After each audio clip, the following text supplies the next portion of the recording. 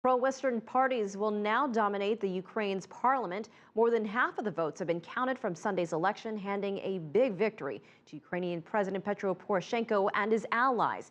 This comes as tensions remain between Russia and Ukraine. CCTV's Tom Barton is live in Moscow with more. Tom. Well, it does seem that pro-Russian forces have been swept out, as it were, from inside Ukraine's parliament, as have far-right nationalist forces as well. Both of those sides of the political spectrum faring very poorly in these elections. The communists, for the first time ever since Ukraine's independence, are out of the parliament, and nationalist forces failed to get enough votes as well. However, there are huge problems remaining on the horizon for Ukraine, a lot to get through for this new parliament. The victory of pro-Western parties shows the widespread support for the government's attempts to steer the country further from Russia's orbit and for promises to tackle corruption and bring in democratic reforms. Following the results of the election, President Petro Poroshenko spoke of his gratitude to the Ukrainian people. Just yesterday, I asked you to vote for a democratic, reformist, pro-Ukrainian and pro-European majority. I thank you for listening to me. I thank you for supporting that call. But near the front lines in eastern Ukraine, fighting continues. In pro-Russia militant-controlled areas, there was no voting. Government-held areas of eastern Ukraine support the country's pro-European path. But recently, a pro-Russia militant spokesman said they would wipe Ukraine off the political map.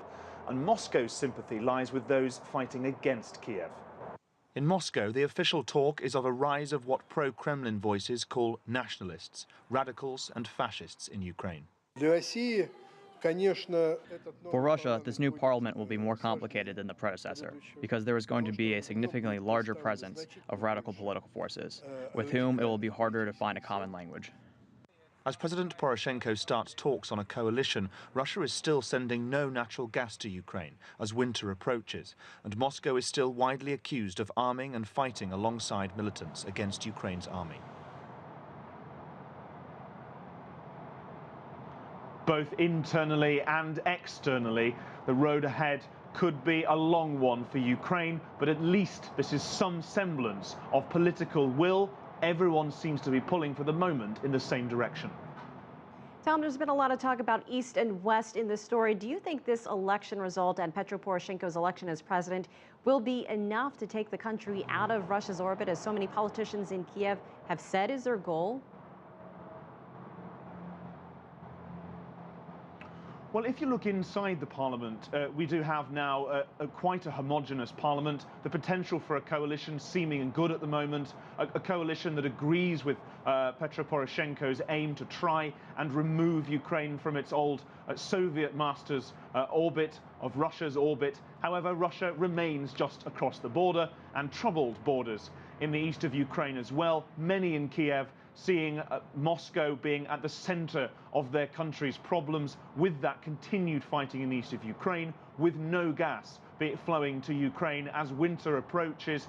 There still doesn't seem to be any deal there. They blame Moscow for that as well, and the loss of Crimea earlier in the year as well. This is a country that is now reeling from the last year's events. They have bludgeoned the public consciousness of Ukraine. Thousands have died. Crimea has been lost. The huge turmoil has been the country's gone through in the very heart of the capital and in its extremities as well. Now the problems inside Ukraine are potentially just as serious as well. The economy is predicted to lose between 7 and 10% of its GDP this year alone. The potential for corruption to derail the plans of Poroshenko and his government is still huge. The oligarchs that are so hated by many Ukrainians remain in place. Whether they can manage to turn their game around and support Ukraine is a big question as well. All right, Tom Barton.